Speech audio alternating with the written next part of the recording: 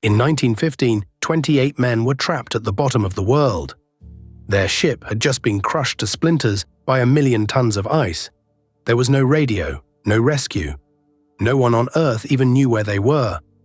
They were stranded on a sheet of frozen ocean that was slowly drifting apart beneath their feet, more than 800 miles from the nearest other human being.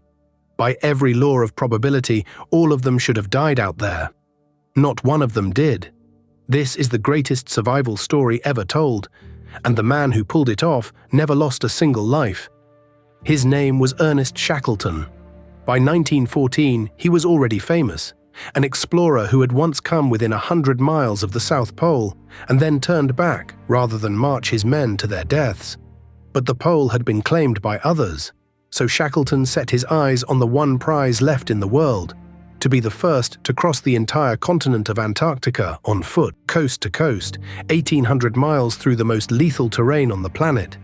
He called it the Imperial Trans-Antarctic Expedition, and he named his ship the Endurance after his own family motto, "By endurance we conquer." He had no idea how completely that name was about to be tested.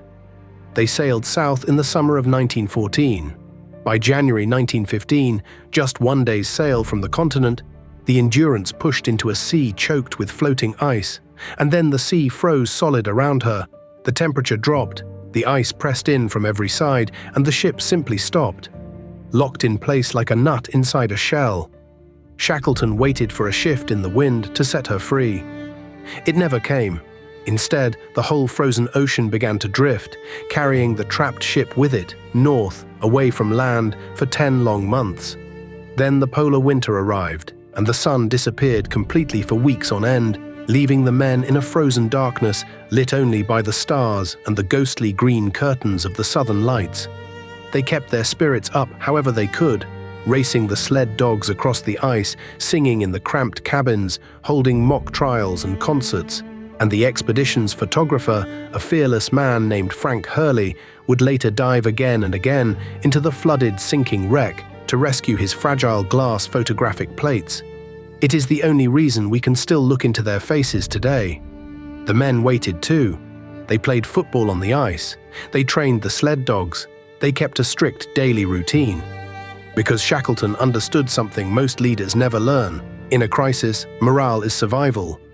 A frightened, idle crew turns on itself. So he kept his men busy, kept them fed, and kept them together. But the ice was not patient. As the floes ground against one another, they began to squeeze the wooden hull from both sides. The Endurance groaned like a living animal. Beams as thick as a man's body bent and then snapped. Water poured in faster than the pumps could fight it. In late October 1915, Shackleton gave the order no captain ever wants to give: abandon ship. They dragged the lifeboats, the supplies, and the dogs out onto the ice, and they watched their home slowly die. Weeks later, the Endurance slipped beneath the surface and was gone. They built a home out on the floating ice and called it Ocean Camp, and later Patience Camp, as the months refused to end. They hunted seals for meat and burned their blubber for warmth. And as the food ran lower, Shackleton was forced into the cruelest decision of the whole ordeal: to shoot the sled dogs the men had come to love, because there was simply no longer enough to feed them. One by one, every comfort they had was being stripped away. Now there was no ship, no shelter but a few tents pitched on a raft of floating ice, and one man, responsible for 27 others, in a place that wanted every one of them dead. Shackleton gathered the crew, and he told them the truth, along with a new plan. The expedition was over. The crossing would never happen. From this moment, the goal was simpler than glory. Every man goes home. For 5 more months, they camped on the drifting ice, eating seal and penguin, watching their floe shrink as the ocean swell cracked it apart. Twice, the ice split open right beneath their tents in the middle of the night. Then, in April 1916, the floe broke up for good, and the open sea appeared. It was time to run. They launched their 3 small lifeboats into one of the most violent oceans on Earth. Frostbitten, soaked, and sleepless, they rowed and sailed for 7 desperate days until at last a dark shape rose on the horizon. Land, Elephant Island, the first solid ground any of them had stood on in 497 days. But Elephant Island was a bare, frozen rock where no ship would ever come looking. To stay there was to die slowly. So Shackleton made a decision that sounds insane even today. He would take 5 men and the largest lifeboat, a 22-foot open wooden boat called the James Caird, and he would sail it 800 miles across the open ocean to the island of South Georgia, where there was a whaling station, and help.